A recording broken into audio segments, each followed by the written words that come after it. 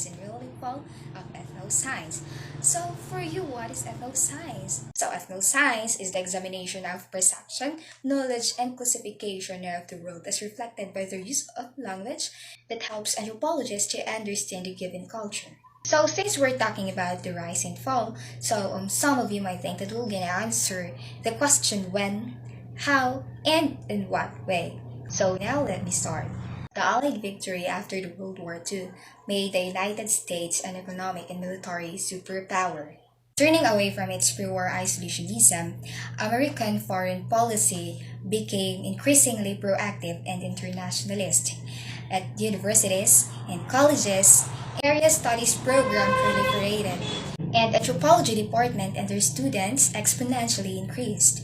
And that is why at that time, many Americans become a professional anthropologist. During 1950s and 1960s, several other things happened that caused some other anthropologists to reevaluate certain pre-war assumptions about the discipline. For one thing, anthropologists were discovered that culture was not just encoded in language, it was encoded very much language. According to Stan Law 2014b, this entailed 3 points. So the first one is culture appeared to be rule-bound as consistent and replicable behaviors were easily found.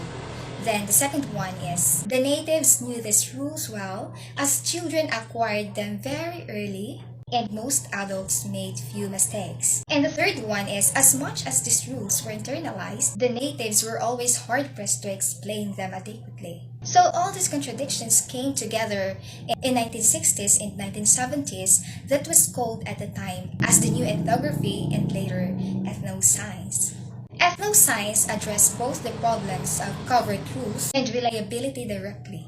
The only intention was to gather accurate data from the minds of informants. And it was very clear that finding the appropriate methodology was critical, and several related techniques were proposed. At this time, the most influential were the study of folk taxonomies and componential analysis. However, the assumption was that in general, the words in the language reflects the mental categories and cultural elements held by the speakers. So a good example of viewing a domain of another culture with the help of native categories was the work of Charles Frake in how the skin diseases was diagnosed among the Eastern Subanon. And sickness is one of the most frequent subject of conversation among these people.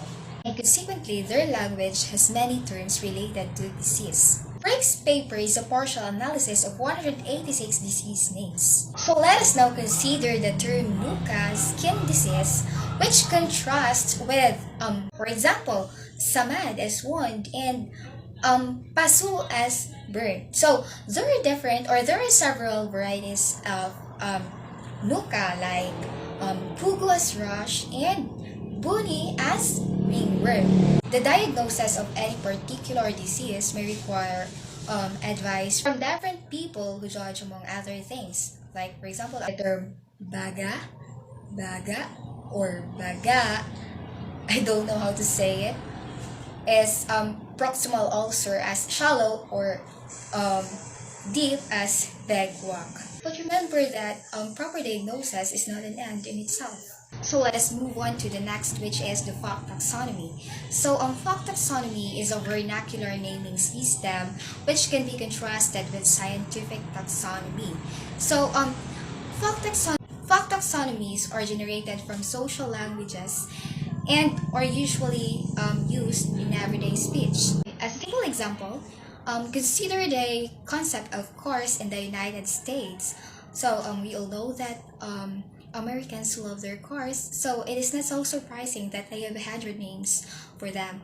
So as you can see in the figure, they have two classifications of cars, which are the imported one and the domestic ones. So here in the imported cars, they have this Honda, Toyota, Mitsubishi, then Lancer and Ralliart. So as you have observed, they have these two types of Ralliart, the Sportback Ralliart and the regular rally. And last, we have this componential analysis.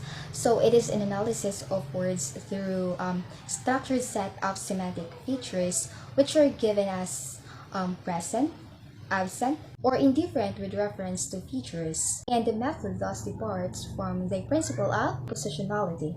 So as you can see here, for example, a Diet Coke does not contain any caffeine. So that will be called as a caffeine-free Diet Coke. And what about if the Coke is flavored? So here, if it is a Diet Coke, as you can see here, so if it is a Diet Coke and it is also flavored with cherry, so they called it as cherry Diet Coke. So I hope that you get it all, guys.